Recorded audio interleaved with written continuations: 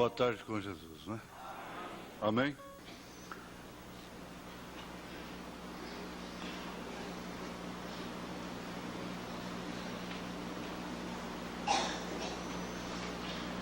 Aqui nós temos um testemunho de gratidão pela escola dominical de hoje.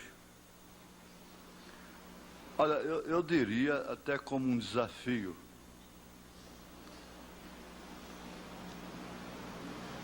Até parece que um pouco de desamor, até um desamor-amor, né? As escolas dominicais, na verdade, principalmente, olha, eu estava fora pela lógica, pela razão, pelo direito, até pelo bom senso, eu não deveria estar aqui hoje. Tem quase 4 anos que eu não saio para descansar e fui na iminência de não estar nesse domingo aqui. Mas eu sabia que eu não podia ficar fora, vim com a intenção de voltar novamente e voltei ontem,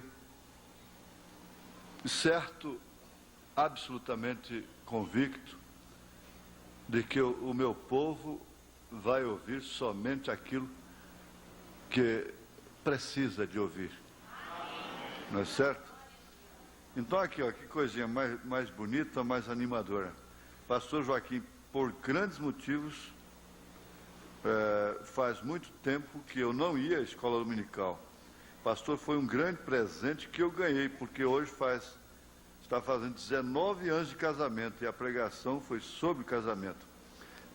Fiquei muito feliz e por isso eu agradeço ao nosso Senhor Jesus Cristo por ter guiado o Senhor, que é uma bênção para nós. Deus lhe abençoe, irmão ou irmã, não é? Vamos ficar de pé, irmãos. Um pouquinho de descanso os que estão assentados, não é? Eu disse hoje, a igreja repetiu em coro, unanimemente, coletivamente, que talvez nós nem teríamos a ceia hoje, não é? Mas tudo estaria pronto como está pronto. Agora, isso só virá acontecer aqui no púlpito. Não é uma programação de suspender a ceia. Ou talvez ainda continua, né? Ainda continua, se Deus nos tomar no assunto aqui.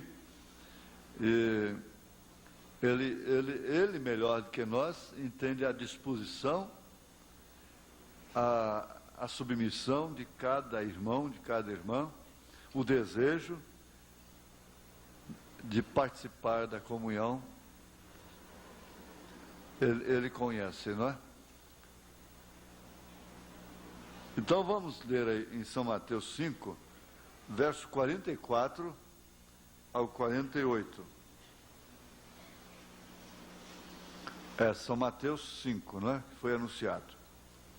Verso 44 ao verso 48. E eu vou continuar com o assunto do casamento. Agora, preste bem atenção, esse assunto talvez vá até dezembro.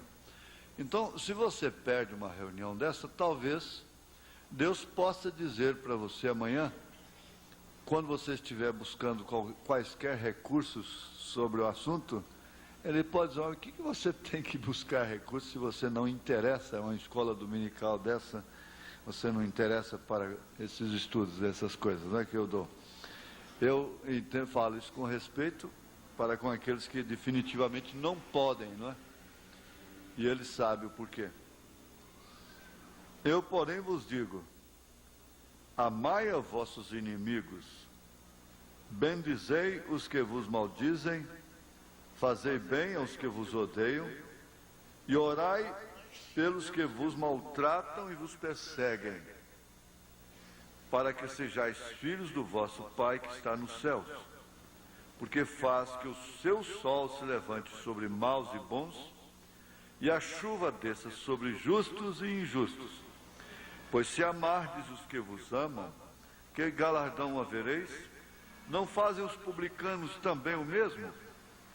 E se saudardes unicamente os vossos irmãos, que fazeis demais? Não fazem os publicanos também assim? Sede vós, pois, perfeitos, como é perfeito o vosso Pai que está no céu, que está nos céus. Mais uma vez te rogamos, ó Pai, que tu venhas nos ajudar a aproveitarmos a cada minuto, cada palavra que nós falamos, que nós ouvimos, num culto, numa reunião como esta. O Senhor sustenta a cada irmão, a cada irmã, na fé dos santos, na fé de Jesus Cristo, na fé de Abraão, que é a mesma fé de São Paulo, de todos os apóstolos. Nós te pedimos isto em nome do Senhor Jesus Cristo. Amém. Assentai-vos, irmãos. O irmão Joaquim Rodrigues goza de uma merecida férias esses dias e por isso também não está presente na ceia hoje.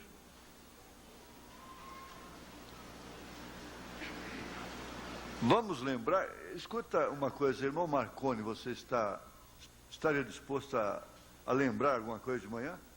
Não? Irmão Rinaldo está disposto a lembrar alguma coisa de manhã?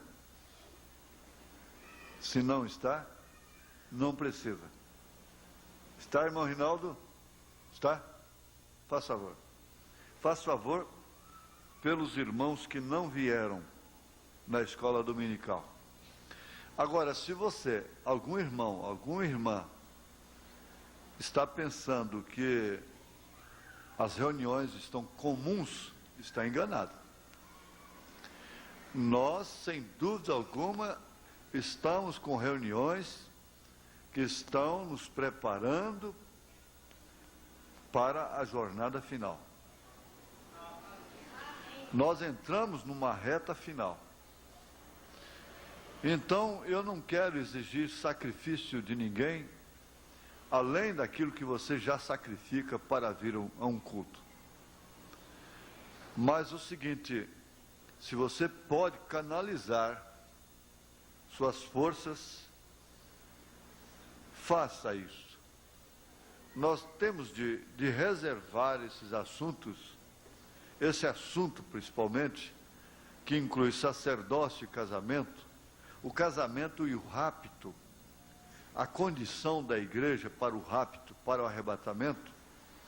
Nós vamos condicionar isso para ajudar as irmãs menos favorecidos, dispõem de menos condição para vir à igreja.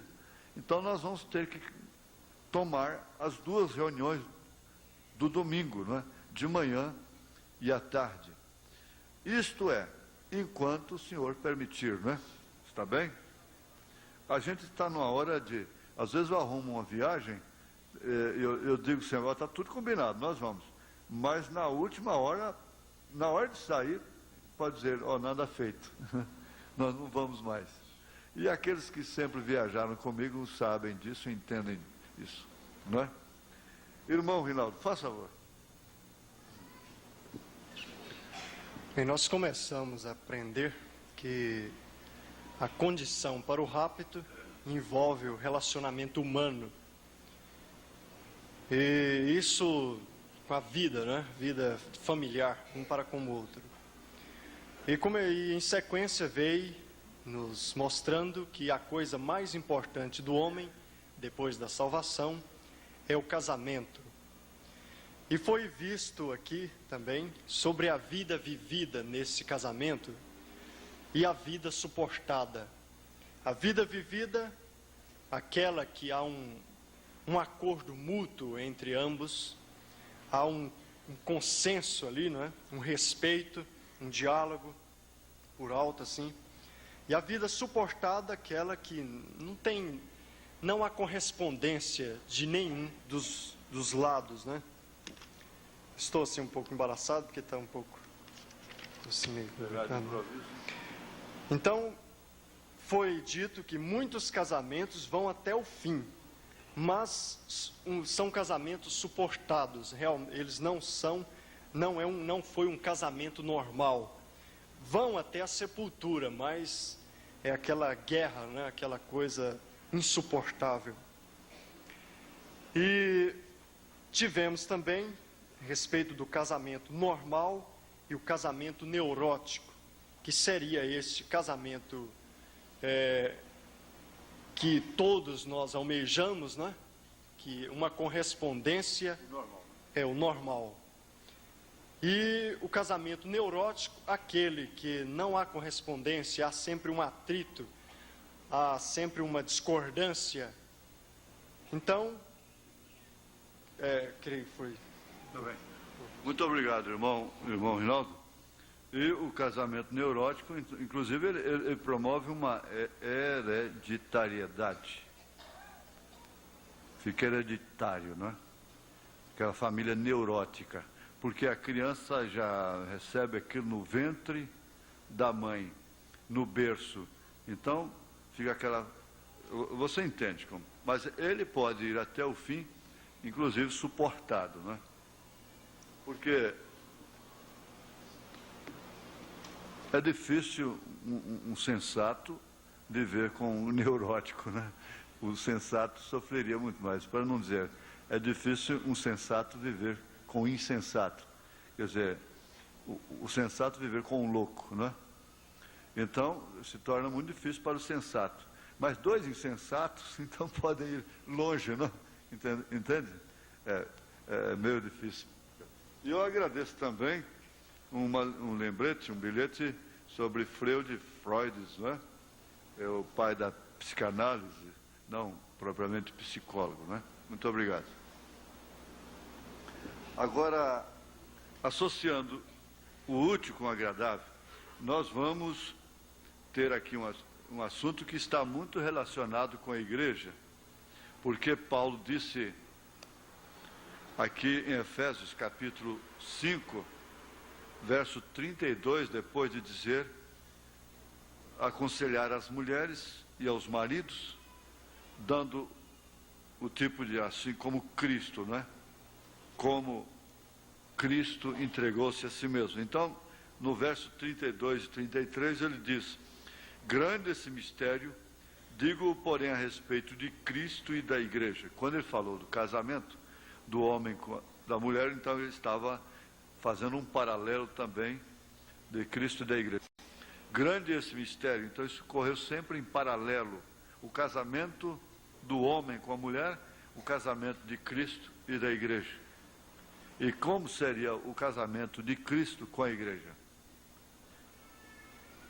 Então, assim também vós, cada um em particular, ame a sua própria mulher como a si mesmo, e a mulher reverencie o marido.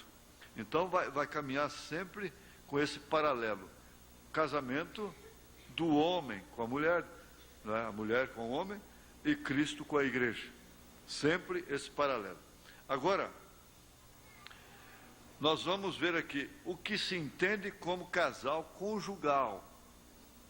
Sob o ponto de vista psicológico, o casal conjugal estabelece uma estrutura que contém vínculos. Vínculos. Se não há vínculo entre um e outro, não existe nada entre si. Vínculo conjugal é mais que um simples elemento conector, que é tipo de um conector. Como que nós nos casamos, nós fomos no cartório e fomos na igreja, então temos uma conexão, é como enfiar um pino numa tomada, não é isso? Ele se passa e se estrutura dentro do espírito de cada um dos cônjuges. Agora, isso está ligado com aquele o fator tempo, que vem de fato estabelecer o casamento. O fator tempo, que vai determinar se o casamento é normal ou é neurótico. E interessante, você vai ver que tem muita gente que está casada com Jesus, mas é gemendo todo o tempo, clamando, lamuriando. É um crente queixoso, queixosa, e esquece do que Jesus dá. Todos os dias. E se torna, parece uma comunhão um tanto neurótica. A comunhão tem que ser normal. Uma expressão de vida. Jesus corresponde. Desde que a coisa é mútua, ele corresponde. Como Paulo disse aqui. Vós, maridos, amai as vossas mulheres, como também Cristo amou a igreja. E vimos aqui que o amor trabalha. O amor é a maior força que existe. Nós não vamos tecer sobre amor. Mas sem amor não há fé, sem amor não se consegue nada. Não se consegue sucesso em ponto algum. Pois, olha, se você quer ser bem-sucedido, ame até os seus próprios inimigos. Agora, amar a pessoa como esposa é uma coisa. Amar um homem como esposo, como marido, também é uma coisa, não é? Agora, amar as pessoas, isso é indiferente. O irmão Branham disse: eu amo todas as irmãs aqui, só uma eu posso levar para casa. Não é verdade? Então é essa. Ele se passa e se estrutura dentro do espírito, o casal conjugal, de cada um dos cônjuges, para que se estabeleça um casal conjugal no plano psicológico. Você diz: olha, já vem com psicologia. Ninguém vive sem isso. Isso faz parte da vida humana. Está dando a cacholinha, não adianta. É necessário que exista entre os dois, agora, entre aspas, eu. Esse problema do eu, aí agora é que entra a questão. A questão está exatamente no eu. Porque o eu, você vai lembrar, o maior inimigo que eu conheço chama-se William Marion Branham. Foi o que o irmão Branham expressou. E eu disse uma coisa que naturalmente ficou notada: eu não tenho medo de nada mais, só tenho medo de mim mesmo. Medo de mim eu tenho, porque envolve o eu.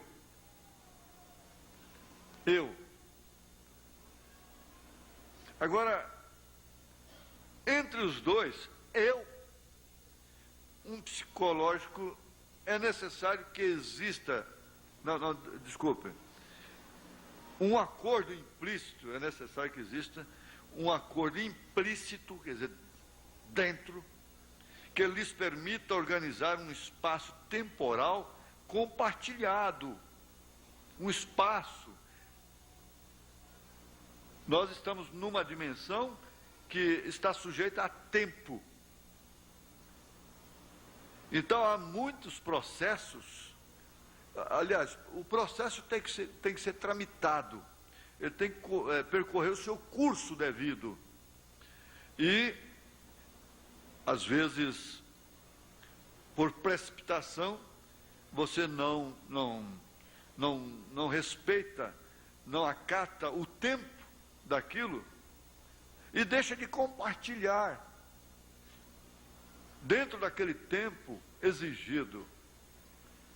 Lá na frente, muitos dizem: eu fui estúpida, com selvagem eu fui.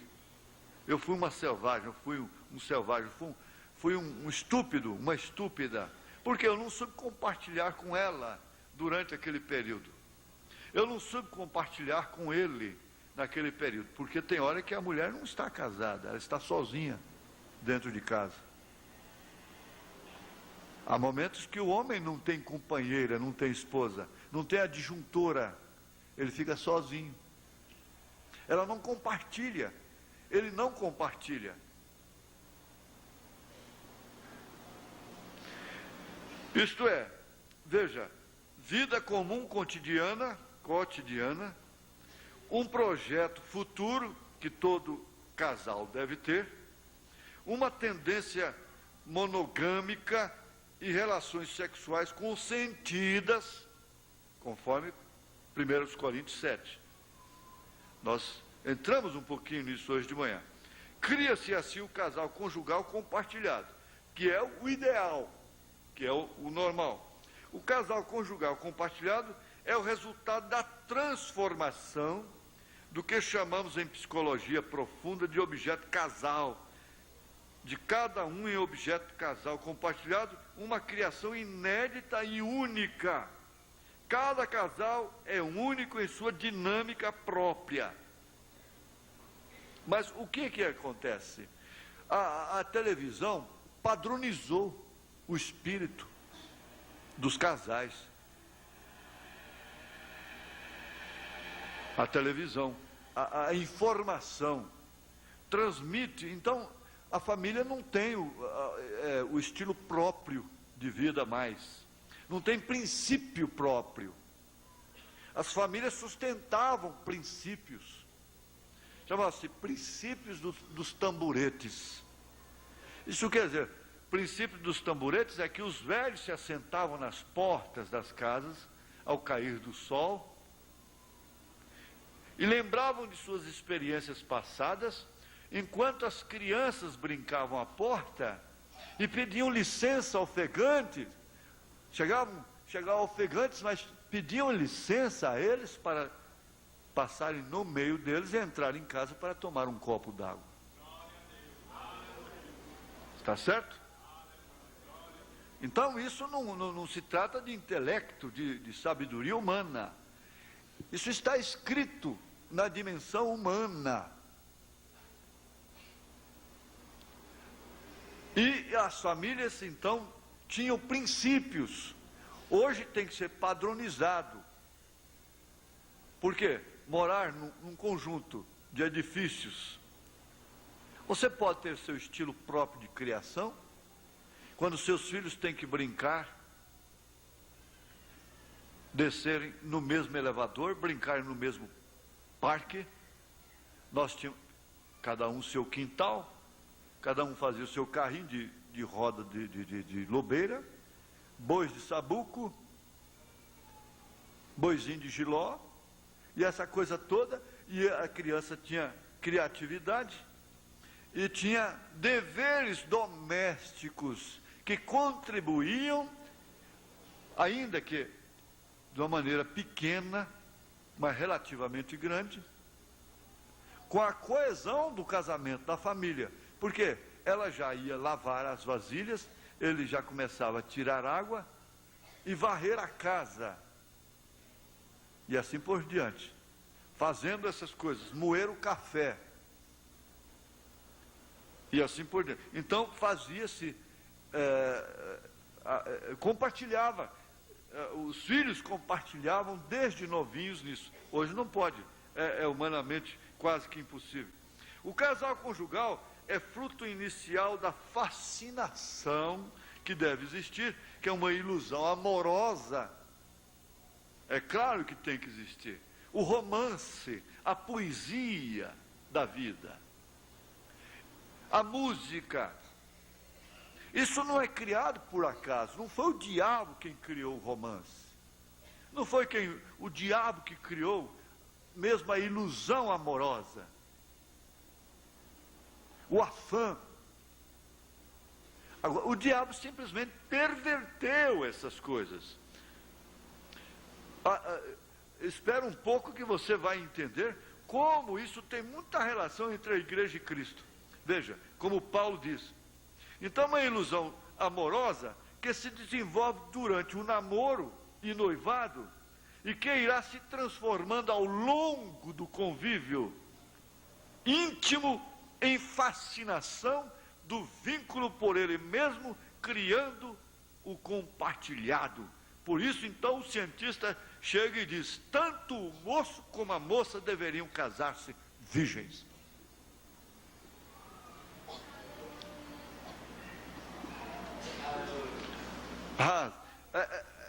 Quer dizer, isso é um estoporo, né? É um estrondo, é um selo que se abre. Há uma hipótese que formula o seguinte: todo ser humano constrói uma representação interna deste vínculo amoroso, segundo 3 registros. Nós vamos ver se conseguimos, pelo menos, esses 3 registros, Então finalizamos aqui como um estudo ligeiro dentro desse tópico aqui. Veja, olha, você constrói uma representação interna, que isso existe em cada um, deste vínculo amoroso, segundo 3 registros. Primeiro registro: o vínculo se organiza em nível sensorial, através do contato direto e imediato, corpo a corpo, e não pode ser traduzível claramente em palavras. Ele serve de suporte e se transforma em acompanhamento interno permanente. Mesmo na ausência do outro, ele está presente. É um corpo a corpo que, mesmo estando ausente, ele é corpo a corpo. Agora, veja que ligação tem isso entre Cristo e a igreja. Porque Paulo disse que ele está ausente do corpo. Está? Paulo não disse assim? Mas, no entanto, ele está, a igreja é corpo dele. Quando a Bíblia diz, corpo me preparaste, ora, o que Deus estava fazendo? Preparando um corpo para si.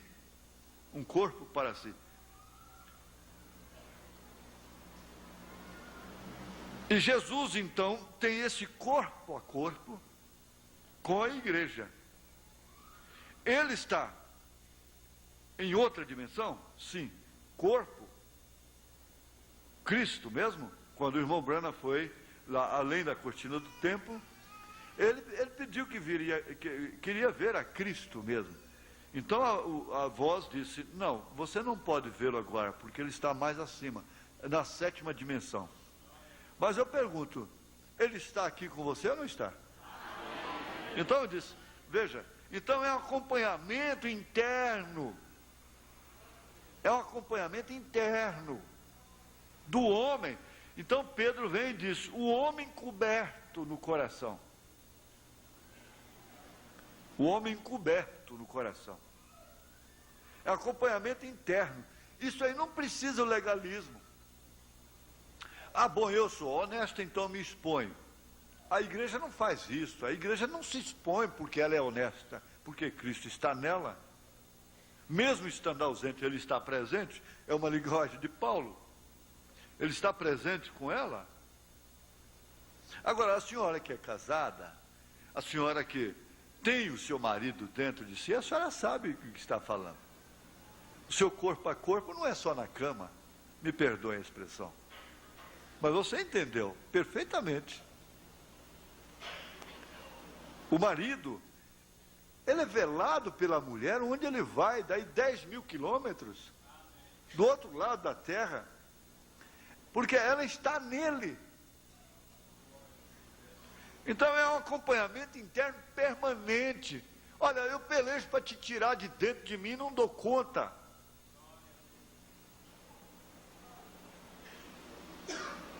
Quantos já disseram, eu pelejo para ficar no mundo e não dou conta.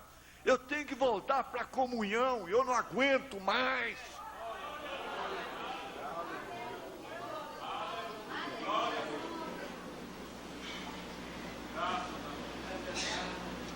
Agora, mesmo Deus, o pai do filho pródigo, deixou. Se você ama alguém, dê liberdade para aquele alguém.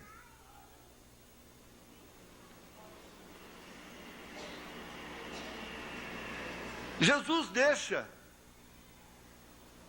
Agora, a mulher sábia, a que edifica a casa, ela não vai se expor, porque, bom, eu sou honesta. Ela sabe perfeitamente que tem coisas que fogem do seu alcance, das suas forças. Porque a mulher se defende por força moral e não por força física. Ela se defende por força moral, espiritual, por força atmosférica. Mas por força física, não. Como é que ela pode se expor, então?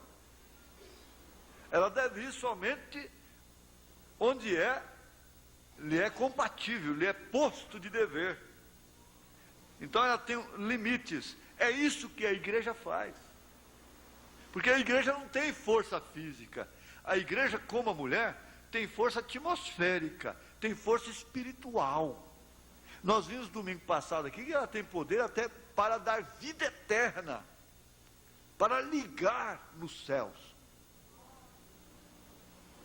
Dar vida eterna para o crente.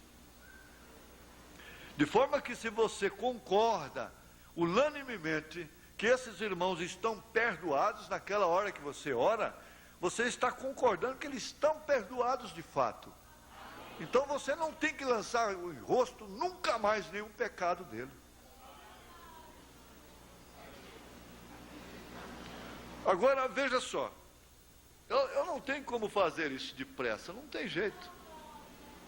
Eu dá vontade de correr, mas não tem jeito. É porque a coisa esbarra e é tão operante, tão bom, tão gostoso e tão preciso que, veja, então é um acompanhamento interno permanente. Por favor, me grifem isso, anotem isso. Os meus secretários, se me permitam dizer assim, anotem isso. Transforma em acompanhamento interno permanente. Eu estou falando de um dos registros do casamento normal.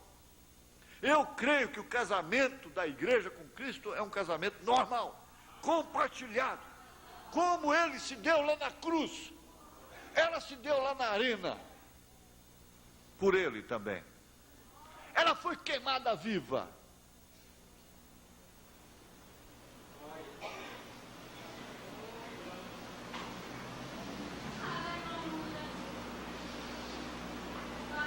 E ela está se entregando todos os dias como ovelha que vai para o matador, disse Paulo. Ela está se entregando por Cristo. Na pior das eras. Pior de todas as eras. Essa aqui.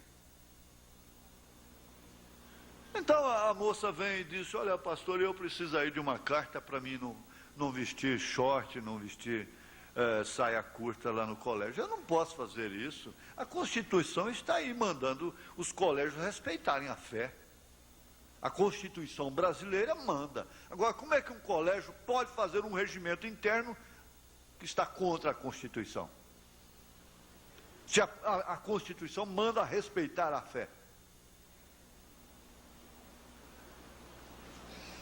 Esse acompanhamento é interno seu. Essa conduta é interna, ela é subjetiva. Então parou aquele negócio, olha, saia rachada, saia curta, saia isso, e colar e coisa e tal. Não tem que falar nada, porque essa vida com Cristo, ela é interna, ela é contínua. Você tem simplesmente de ser comprometida com Cristo como esposa, só isso, mais nada. Então transforme em acompanhamento interno permanente, mesmo na ausência do outro. Não é só na presença. Aquele que é fiel só na presença, esse é o hipócrita. Esse comportamento caracteriza o hipócrita. Existe lugar para o apóstata, mas não existe lugar para o hipócrita. Lá em cima, não tem jeito. O apóstata, ele sai do lugar, ele volta para o lugar. Grandes homens se apostataram, grandes mulheres, como Abraão, Noemi, mas você vê que tem o curso do retorno. O hipócrita não tem como fazer.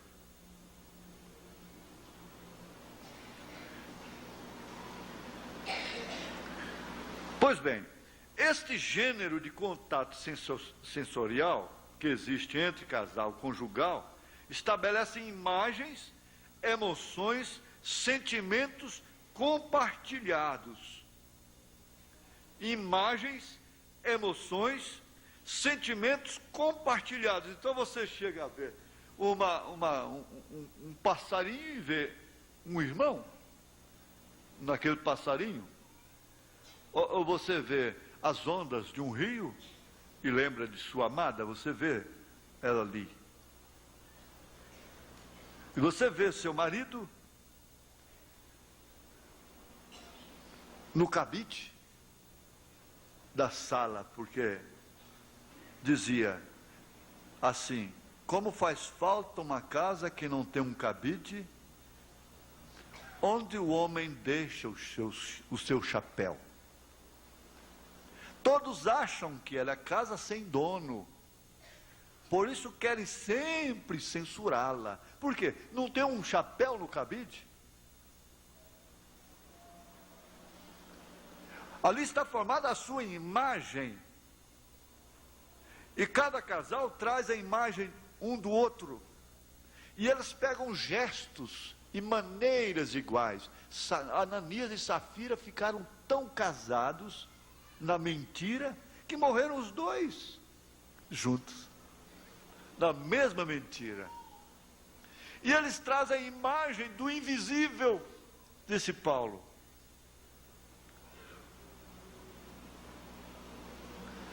Ora, vejamos, esses sentimentos se tornam tão compartilhados que concordam entre si mesmo diante das mais contraditórias circunstâncias da vida.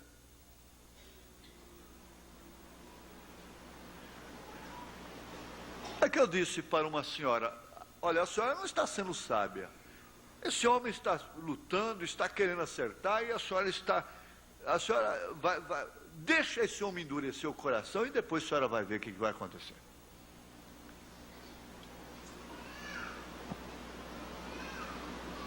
Compartilhe com seus sentimentos,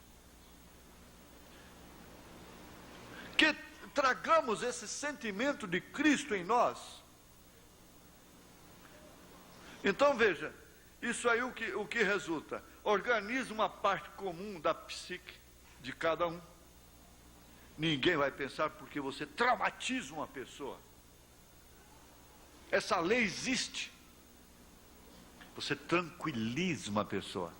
Marido tranquilizante. Varão, o meu sargento de tiro de guerra falava assim: você nunca deu seu braço esquerdo para a sua mulher, a menos que você seja canhoto, hein? Mas se você é destro, dê seu braço esquerdo, o braço esquerdo. Você nunca deu seu braço direito para ela. Por quê? Sabe? Porque até então, isso tem mais de 15 anos, os casais andavam nas ruas de braços dados. Por favor, é possível? Então, espera. Me dá aqui, por favor. Então, o que seria? Eu sou destro. Destro é aquele que não é canhoto. Então, o Monzeberta é minha esposa. Eu vou sair com ela, dou-lhe o braço esquerdo. Não, o sargento que eu tive foi foi um pai. Ele ensinou tanta coisa, moral e cívica, que Deus o tenha, se já partiu, né? Que Deus o tenha. Mas ele fazia isso. Ora, por quê? Marido e mulher saíam de braços dados. Hoje ela sai num carro e ele sai no outro. Ela sai cedo, chega meia-noite, 10 horas da noite, ele não sabe para onde foi, ela foi... Bom,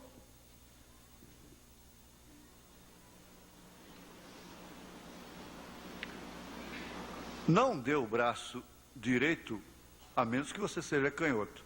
Sabe por quê? Porque ele dizia: você tem que ter o braço de ação para protegê-la. Ele é varão. E ele foi construído de forma tal que ele vai protegê-la. E ele a protege pessoalmente, de perto, corpo a corpo, mesmo estando ausente. É o que Cristo faz com a igreja.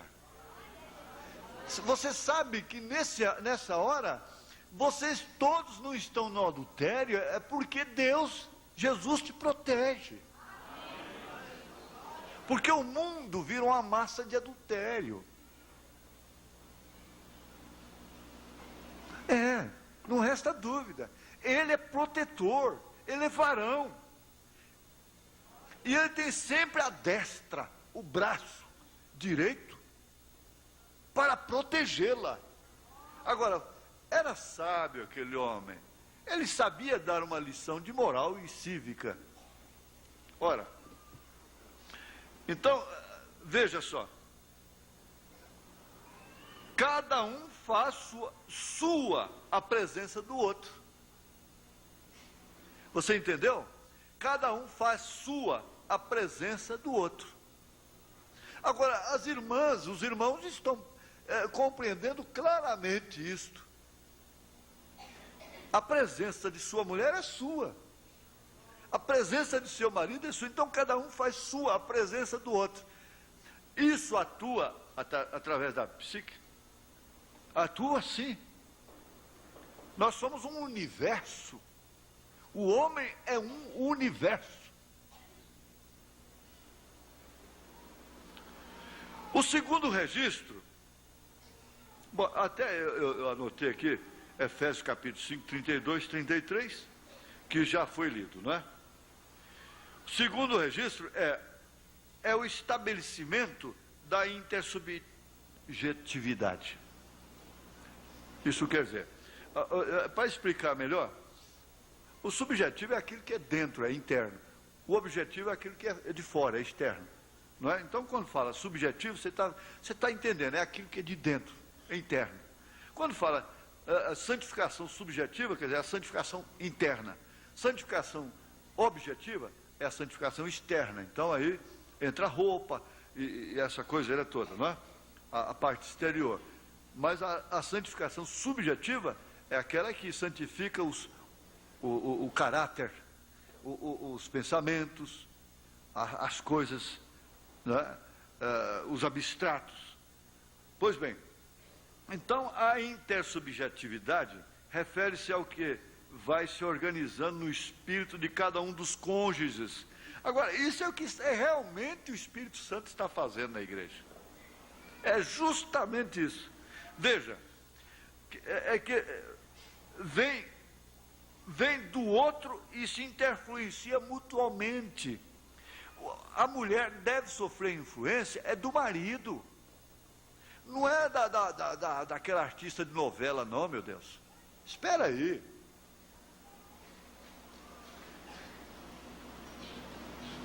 Ela deve sofrer influência, é de Cristo. A igreja deve sofrer influência de Cristo. É das santas mulheres, dos santos homens, dos apóstolos. A influência que nós devemos sofrer não é a do mundo. Não é da moda. Moda não é outra coisa senão influência. São pessoas que são influenciadas subjetivamente para procederem de tal forma, objetivamente. Isso é que acontece. Então, o que vem acontecer mais? A presença interna do outro é reconhecida e pode ser falada. Uma moça, o médico disse, vai lá, pede seu pastor, ela é enfermeira, vai lá, pede seu pastor uma autorização para você vestir calça esporte aqui, pelo menos dentro do hospital. Ela disse, não, eu não tenho que pedir carta para o meu pastor. A minha convicção está aqui dentro, no meu coração. Eu conheço a Bíblia, eu sei por que eu não visto calça esporte, doutor. Eu sei por quê. Eu sou esclarecida.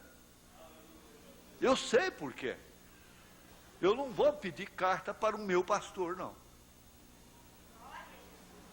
Agora você vê como isso está subjetivo.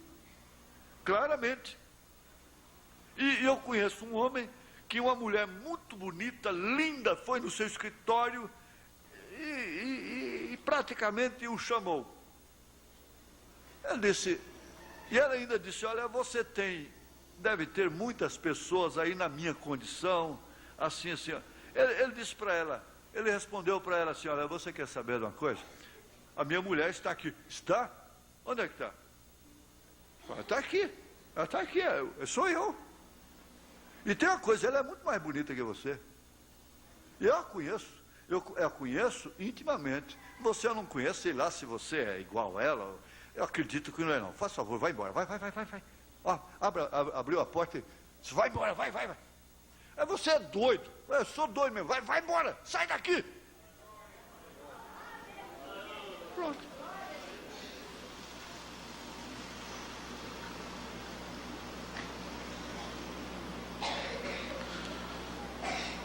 Olha, uma mulher salva um homem. Se uma mulher manda um homem para o inferno, uma mulher salva um homem.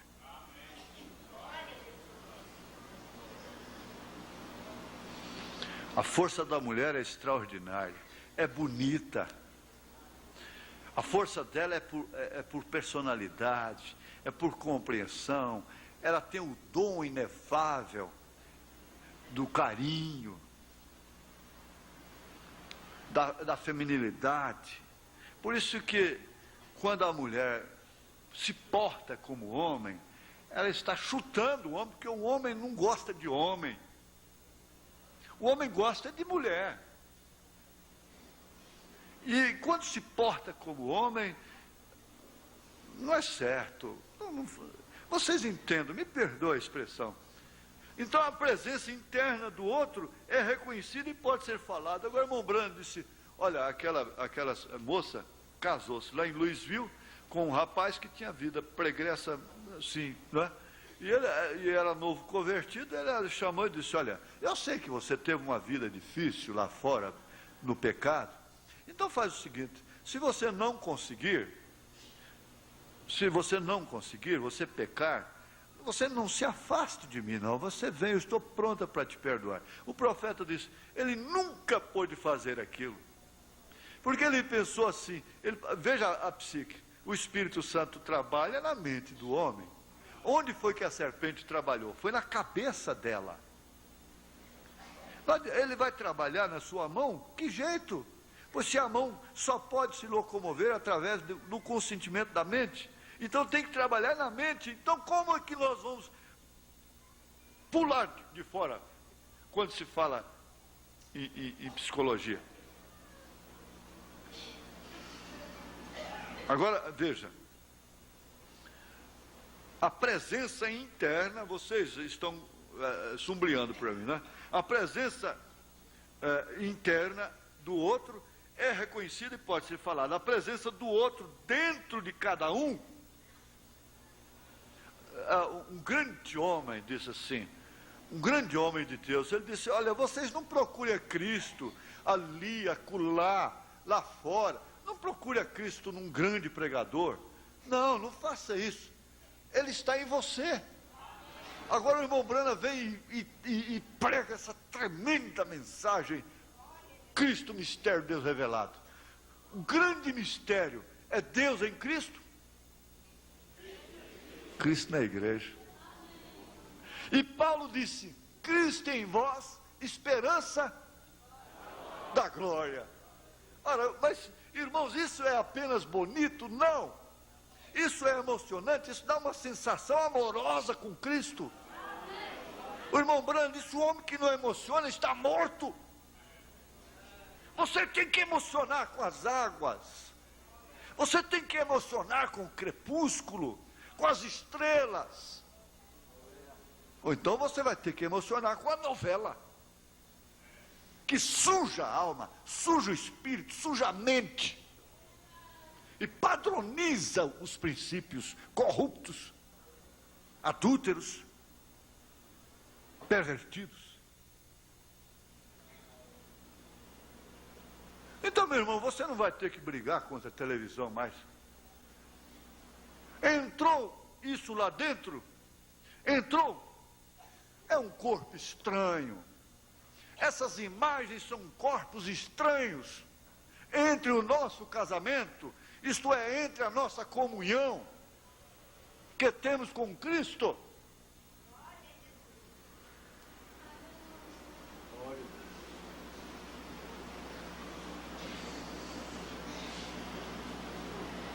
É verdade.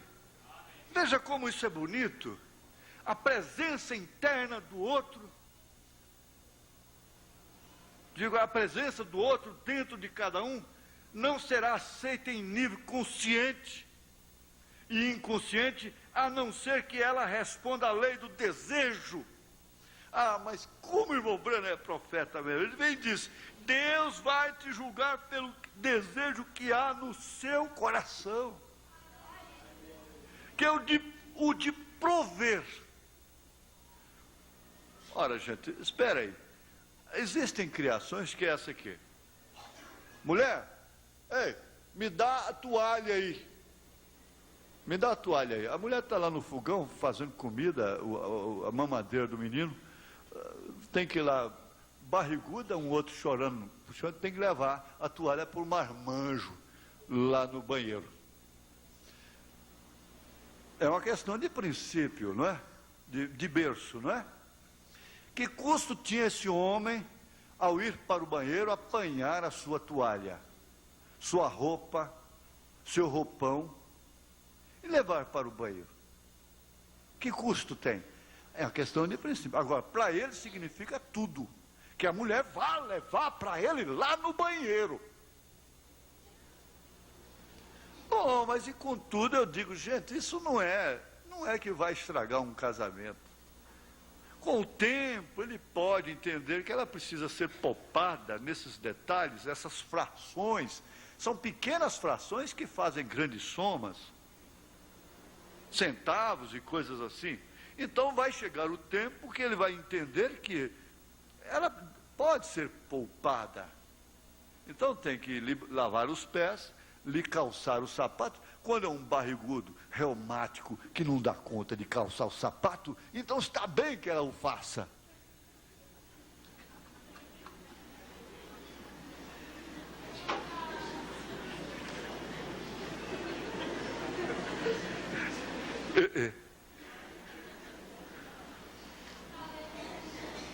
Mas não é certo? Olha, é uma questão, eu estranho eu ter que pedir um copo d'água na minha casa.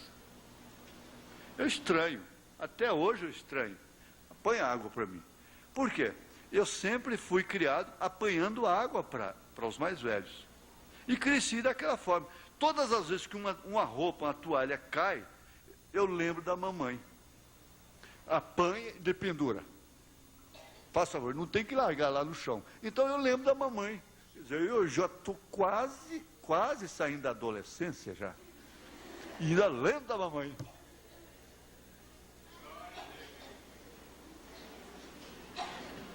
Não é verdade, irmã? Agora, isso fica dentro a questão de prover. A lei do desejo, que é o de prover, providenciar por ela, prover por ele. Isso quer dizer abastecer o outro. Então é onde Paulo veio, em 1 Coríntios 7, eu falei hoje de manhã, você precisa casar de novo, hein? Casar com o seu marido, bem entendido, com sua mulher, com a mãe de seus filhos. Você precisa casar de novo.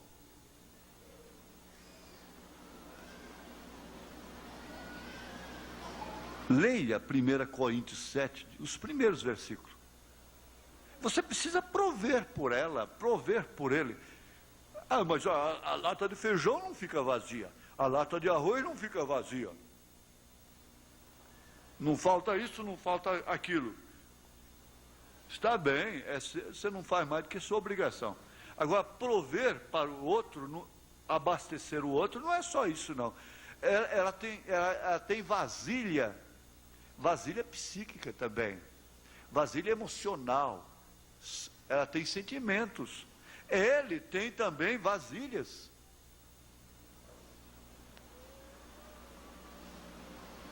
Agora, isso tem sido relaxado. E você vai se descuidando, lá na frente, e você diz, poxa vida, meu Deus, o que aconteceu? De fato eu descuidei de tudo, perdi meu lar, joguei meu marido no inferno.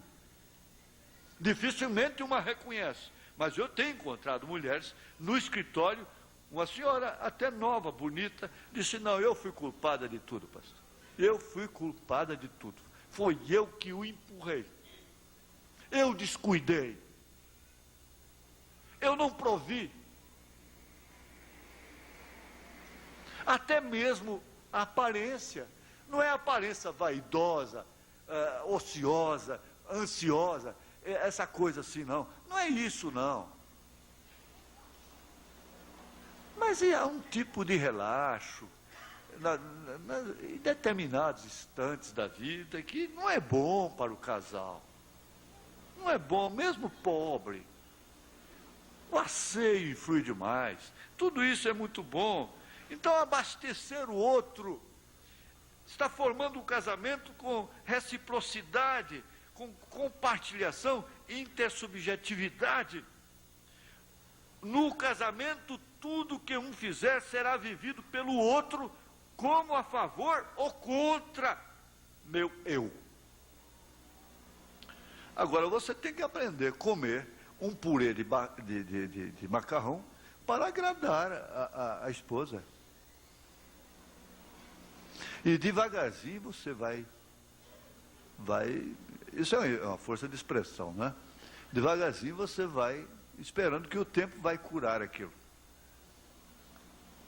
Nós aprendemos hoje de manhã. Se você é mais exigente, deveria conversar muitas coisas antes de se casar. Não é certo? Agora, no casamento, fixe nisso, sublinhe isso. Não vai dar para prosseguir. No casamento, tudo que um fizer será vivido pelo outro, como a favor ou contra meu eu. É o que poucos querem. Mas tem uma coisa, quando o eu da gente está sacrificado por uma pessoa que a gente ama, é gostoso. Aquele sacrifício é mel. É como favo de mel, a Bíblia diz. Salomão, ele foi poeta. Aquele sacrifício de Jesus põe a sua alma satisfeita, Isaías diz. Porque o amor trabalha para vê-la feliz. Trabalha para vê-lo feliz, para prover. Agora, isso jamais é independente do meu eu, né? Você entende? O meu eu é sacrificado pelo seu eu. O seu eu é sacrificado pelo meu eu. Isso aí é casamento. Isso é exatamente com Cristo e a igreja. Grande esse mistério, digo, porém, a respeito de Cristo e da igreja. Tem que ficar aqui. Nós vamos ter a ceia. Então vamos ficar aqui. Hoje foi lamentado, disse assim, olha, alguém disse para mim, falou, mas escuta, está tão bom que eu não vi o tempo passar, a escola foi tão curtinha e nós passamos 10 minutos do horário. É porque fala de casamento, todo mundo gosta. Vocês ficam rindo, né? Olha, pastor, fala mais de casamento para nós. Mas vai ser tão bom até dezembro agora, vê? Pastor falando só de casamento, só de casamento, só de casamento. Espera aí, vem chumbo aí, viu? Bom, então, irmã, irmã, pela letra, irmã. Então, mas parabéns para você nos seus 19 anos de casamento. Quer dizer, seu casamento está terminando a adolescência do seu casamento. Que a adolescência termina aos 19 anos. É o chamado teenager, não é? Teenager. Então, termina aos 19 anos de idade. Quer dizer, o seu casamento está com 19 anos, então saiu da adolescência. Está saindo da adolescência, entrando agora para a maturidade.